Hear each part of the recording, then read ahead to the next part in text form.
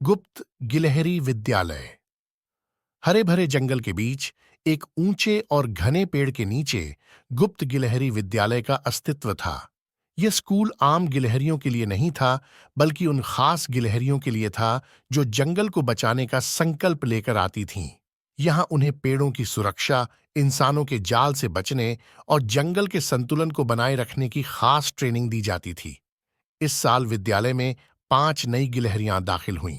इनमें सबसे तेज गिलहरी थी चपलू, सबसे बुद्धिमान थी टिंकी, सबसे साहसी थी बल्ली और सबसे छोटी लेकिन जिज्ञासु थी नट्टू। इनका नेतृत्व करती थी एक अनुभवी गिलहरी गुरुधूसी। पहला दिन बड़ा खास था। गुरुधूसी ने सबको समझाया, हमारा जंगल खतरे में है, इंसान पेड़ काट रहे हैं और उनके जाल हर कोने में बिछे हुए हैं।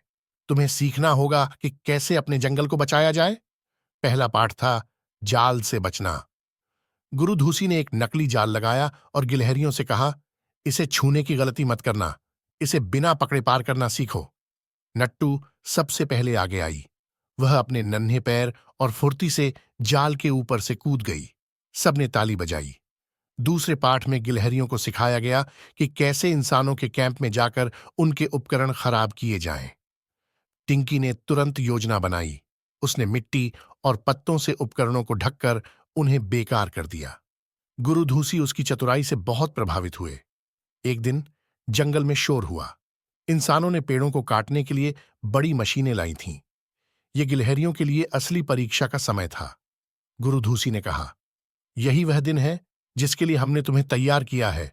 जाओ और जंगल को बचाओ। चपलू और बल्ली ने मिलकर इंसानों का ध्यान भटकाया। वे मशीनों के ऊपर चढ़ गए और इधर उधर भागने लगे। टिंकी ने अपनी योजना के अनुसार मशीन के तार काट दिए। नट्टू ने जंगल के पक्षियों को इकट्ठा किया और सबने मिलकर शोर मचाया।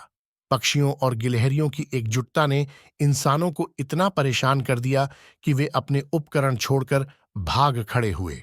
गुरुधूसी ने गर्व से कहा, तुम सबने गुप्त गिलहरी विद्यालय का नाम रोशन कर दिया। हमारा जंगल सुरक्षित है, लेकिन याद रखना, खतरा अभी पूरी तरह खत्म नहीं हुआ। हमें हमेशा सतर्क रहना होगा। उस दिन के बाद गुप्त गिलहरी विद्यालय और भी प्रसिद्ध हो गया।